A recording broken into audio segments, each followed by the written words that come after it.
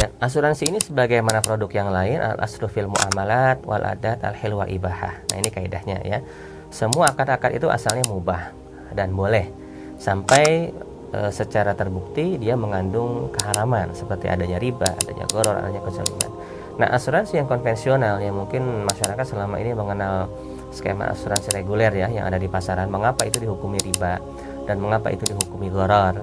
Ya karena itu merupakan transaksi jual beli resiko, di mana nasabah menyerahkan uang berupa premi dan mendapatkan benefit berupa timbal balik yang berupa uang juga. Ini dalam hal asuransi KPR ya. Nasabah akan mendapatkan benefit berupa penggantian uang.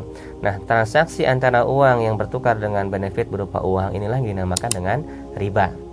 Nah, kemudian ketika nasabah bertransaksi membayarkan premi, kemudian benefitnya belum jelas kapan mendapatkannya ya, dan belum jelas apakah dapat atau tidak, inilah yang dinamakan dengan gharar.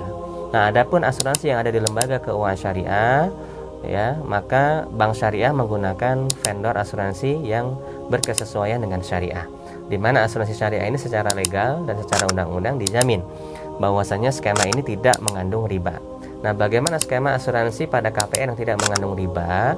Ya, jadi nasabah ketika melakukan akad KPR maka diminta membayarkan premi, di mana premi ini bukan merupakan jual beli kepada asuransi syariah.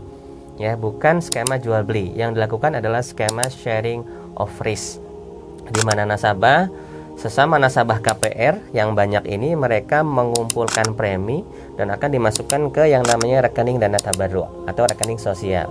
Ibaratnya masyarakat nih mengumpulkan uang kas dana sosial, di mana uang kas ini nanti dikelola oleh perusahaan asuransi ya, dikembangkan agar menghasilkan profit ya, agar dapat menanggung ketika ada nasabah-nasabah yang terkena musibah, baik itu musibah kebakaran ataupun musibah meninggalnya nasabah, maka akan disumbang melalui dana tampungan umat tersebut.